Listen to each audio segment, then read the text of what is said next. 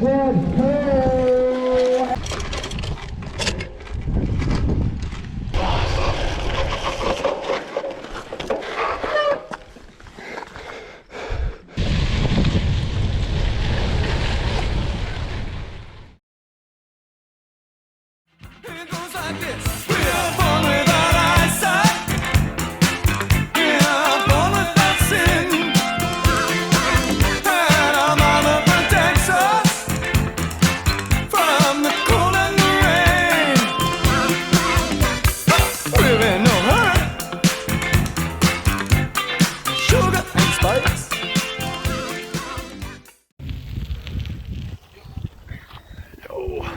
Got the goods.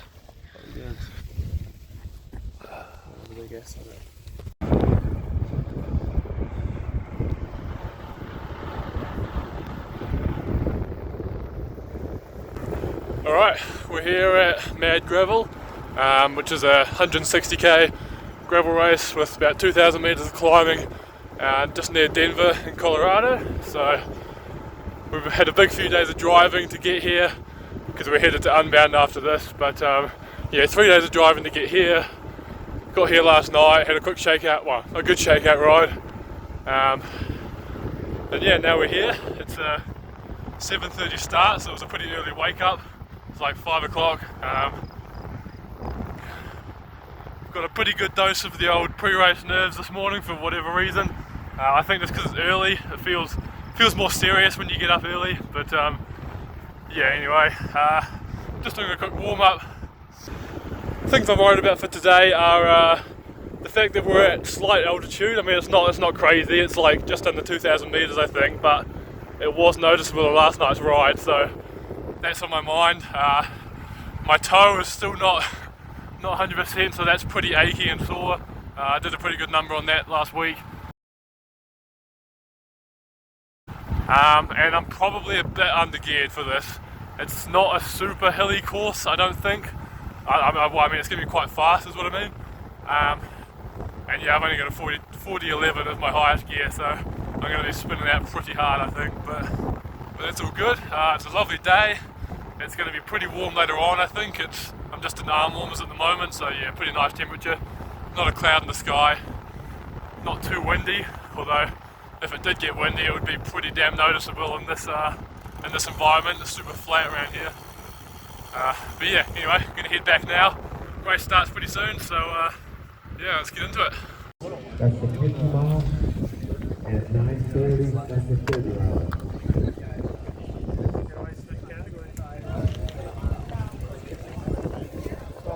5, 4, 3, 2, 1, go! And they are on!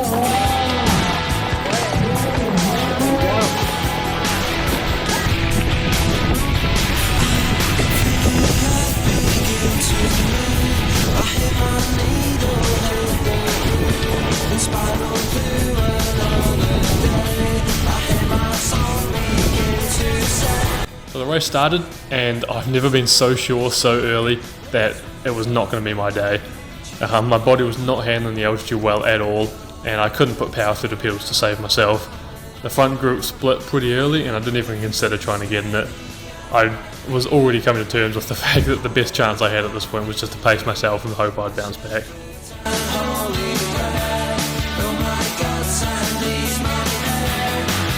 Then, as if my bad legs weren't enough, I soon started to have some other problems. I dropped my chain maybe 10 minutes in from some corrugations and got it minorly twisted.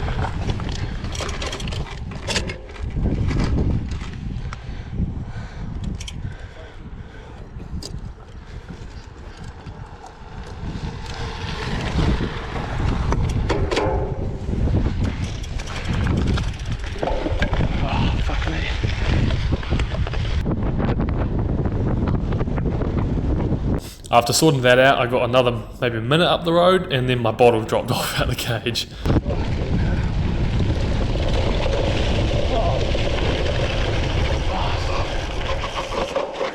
Being so early on in the race, it really wasn't an option to leave it, especially since I had my carb mix in.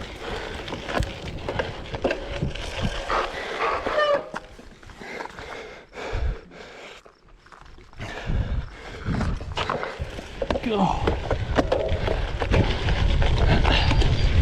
I'll help you. Yeah, jump on, man. What are we doing here?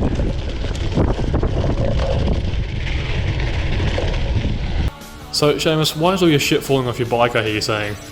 Well, it's because this route had some of the worst corrugations I've actually ever ridden on a gravel bike, to the point where it would completely sap your speed, make the bike drift sideways when you hit them, not to mention slamming my recently broken toe into the end of the shoe continuously, which was just lovely. There were also sections where the road was more sand than dirt or gravel, and it would just sap your speed again.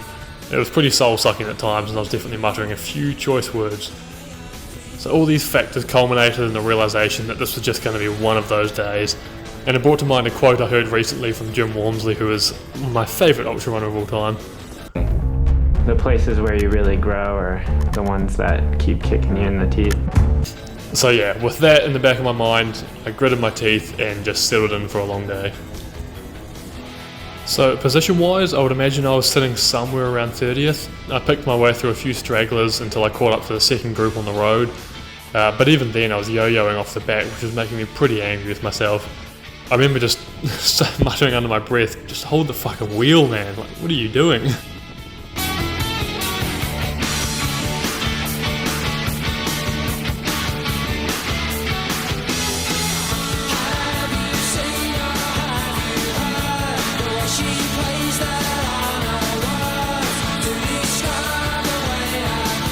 There were really only one or two other guys willing to work in this group of about 10 or so, and as I slowly started to feel better, I began to actually help pull some turns and try to get us moving.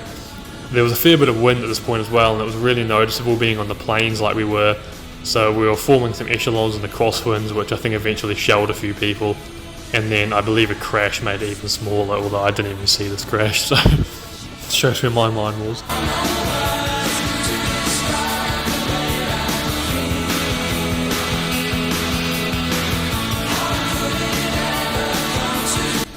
Now the way this course worked was sort of like a figure eight, so there were two separate 80-kilometre loops, and then you went through a 10-kilometre, somewhat technical sort of CX style double track section at the end of each lap, which took you back to the start finish line.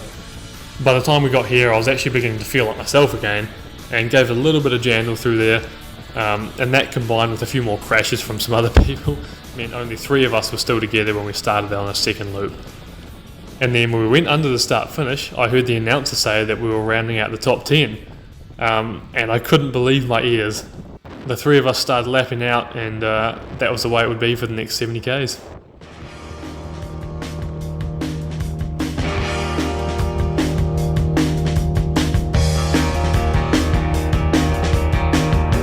The last third of the race was pretty tough. I was feeling pretty damn cracked and was really fighting the urge to let go of these guys just so I could ride my own pace. But I kept hanging on because I knew if I could just get back to that final section with them, I could probably make a gap in there. It's an interesting bond you form working with a small group for so long in a race. You literally say maybe 3 words during 3 hours, and yet it feels like you die for them, like you've gone into battle with them or something. So before we got to the final section, I told them what an honour it had been suffering with them, because we all knew the allegiance was over and we were about to start trying to drop each other.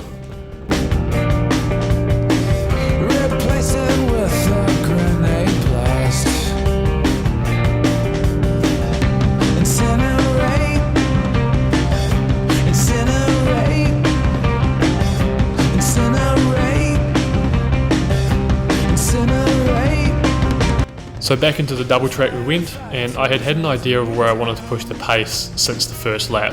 It was a nasty little 2-minute pinch up like a loose 4-wheel drive track where the group had split last time. So I waited patiently until we got there and then just raised the pace and hoped they wouldn't be able to hold it. I hear the sirens come for me. Ooh, yeah. I managed to get a gap, and now I just had to hold it for the next 15 minutes until the end of the race.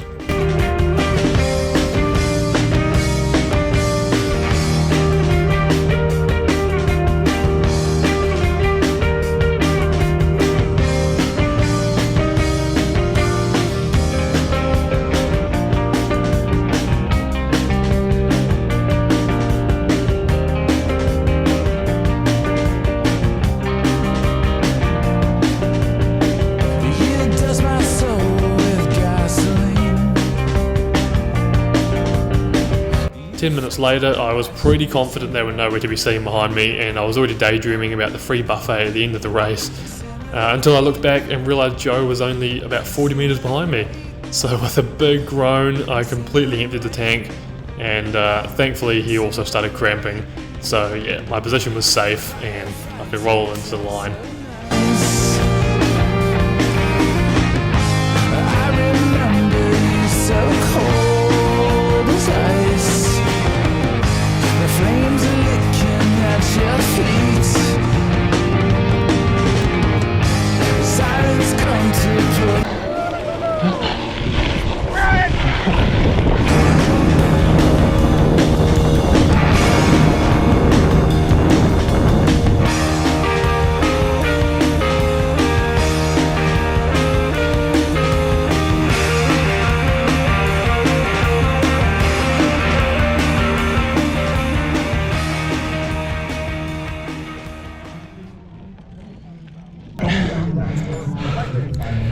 That's us, baby.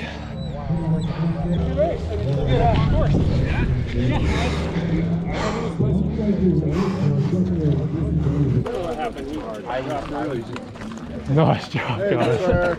Good race, buddy. Good finish, buddy. Thanks, man. That was Nice little something burst on else. that climb, dude. I had nothing. That was pretty much me. But then I looked back though after that whole headwind strain, you were still just back there. I was like, I was trying fuck. to keep you honest. Yeah, it was tough. Did you see what happened? Dude crossed up on my wheel and it wiped out the whole pack behind us. Oh, really? Yeah.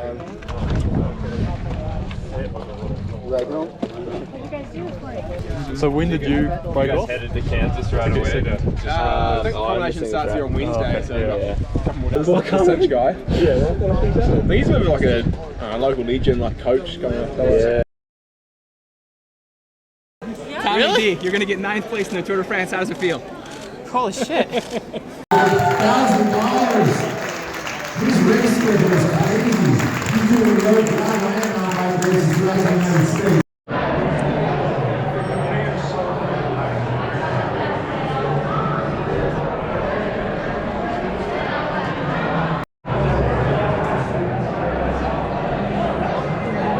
That's me. So yeah, that was my day at Mad Gravel. Ended up 9th, which I was pretty happy with. But it's interesting because going into that race, if you told me I was going to get 9th, I would have been maybe not disappointed, but I wouldn't have been happy about it really. But because of the day I had and how hard I had to actually try to get that 9th, I actually came out of it feeling really proud of it, which kind of just highlighted for me it's not the result that makes you proud, it's the effort that went into it. If you can do that with any race, if you can leave it knowing that you properly poured all your effort into it and you didn't have anything more, then you're going to be proud of that race. So it's something to keep in mind. Not everything's result focused. You can still feel good about a race, just knowing that you did everything you can. So just a thought, but hope you enjoyed the video. Thanks for watching. See ya.